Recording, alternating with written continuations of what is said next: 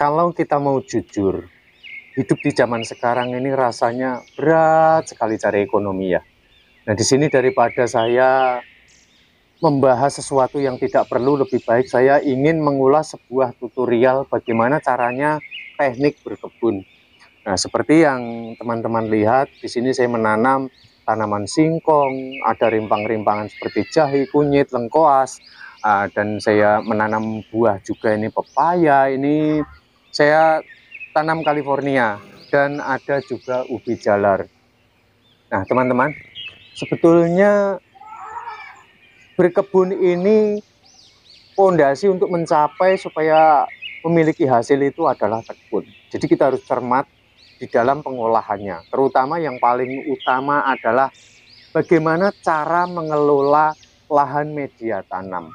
Jadi seperti ini kan kita tahunya kan punya orang itu udah jadi, udah tumbuh gitu ya. Tapi kedalamannya berapa kan kita nggak secermat itu. Nah, mulai sekarang kita harus tahu. Jika ingin menanam jenis sayur-sayuran, rimpang-rimpangan, kedalaman untuk mengolah lahan tanam ini dengan menggunakan cangkul ya, dari 30 cm hingga 50 cm. Maka sudah dapat dipastikan nanti pelebatan daun ataupun mungkin jenis rimpang, singkong dan sebagainya itu akan mudah berkembang di media tanam tersebut.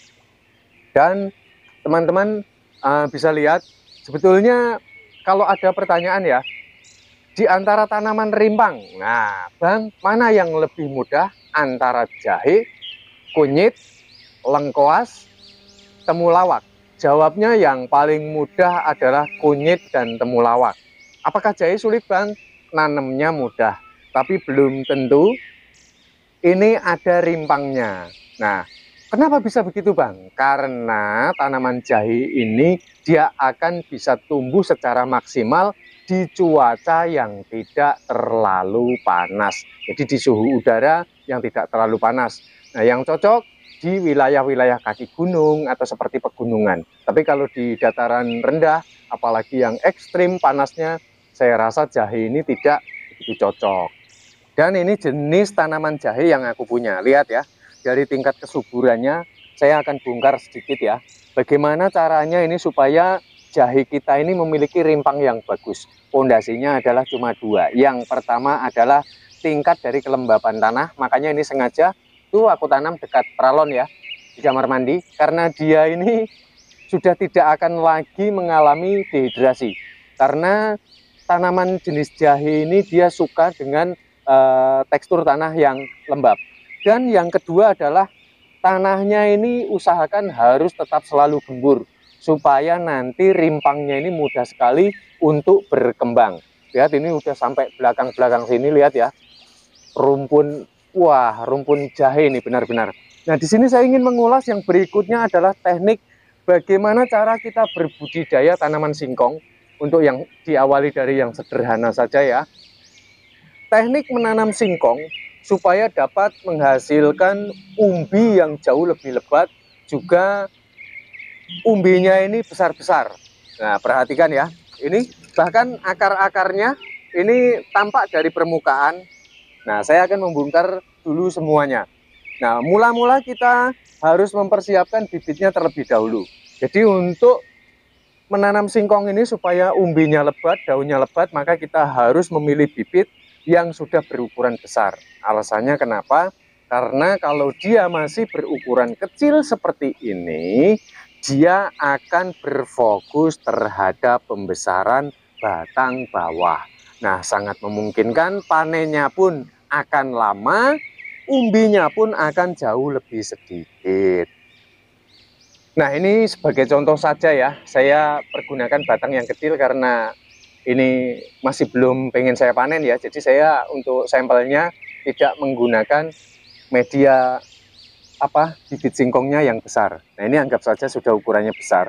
Caranya itu adalah pondasinya kita jangan memotong bibit singkong dengan menggunakan benda-benda tajam seperti arit, pisau, golok, dan yang lain sebagainya. Tapi kita menggunakan gergajinya. Dan boleh dipraktekkan, umbi singkong pasti jauh akan lebih lebat. Kalau tidak lebih lebat, silahkan komplain saya di kolom komentar. Yang penting tetap melakukan dari apa yang saya uraikan ini ya. Lihat, cari bekas pelepah yang rapat, kemudian cara memotongnya diawali dari bawahnya ini. Lihat pelepah dan ini bawahnya, seperti ini kita potong. Kenapa harus dipotong, Bang? Ya, betul.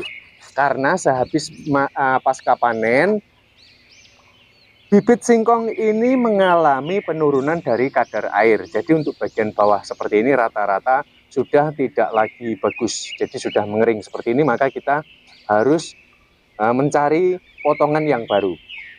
Dan yang berikutnya, berapa panjang yang ideal untuk menanam bibit singkong.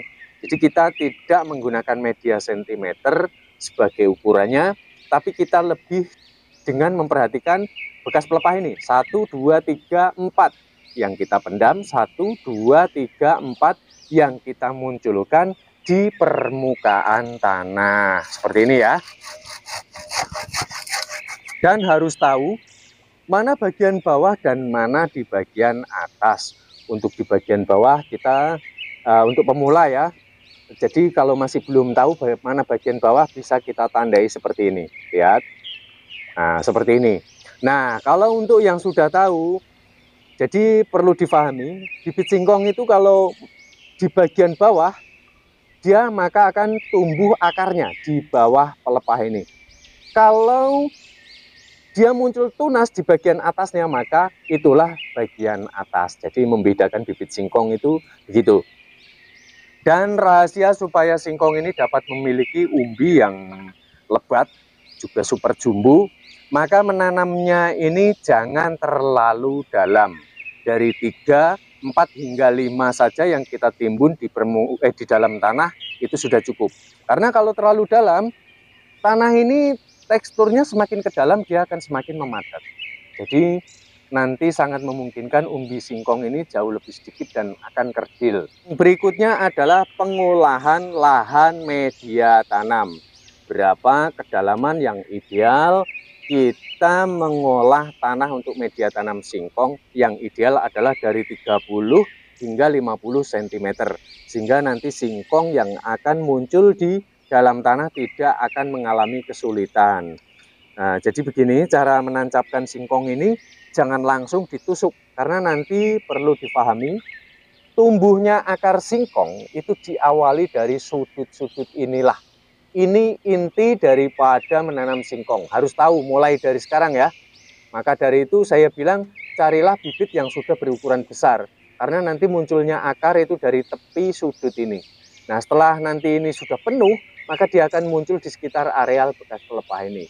Sedangkan untuk di atasnya dia akan muncul tunas baru di bagian atas ini. Nah, caranya adalah kita melubanginya terlebih dahulu seperti ini dengan kedalaman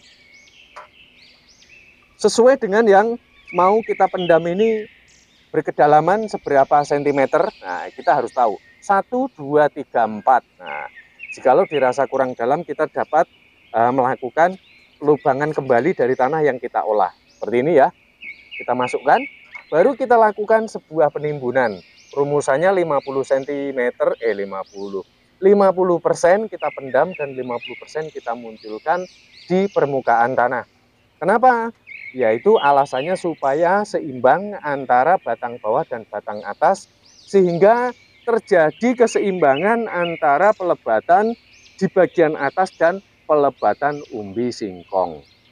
Baiklah teman-teman, saya rasa sudah semua saya menjelaskan cukup jelas ya. Jadi untuk mencapai dalam keberhasilan itu sebetulnya yang dibutuhkan adalah ketekunan dan kecermatan. Selamat mencoba dan semoga ini bermanfaat, menginspirasi.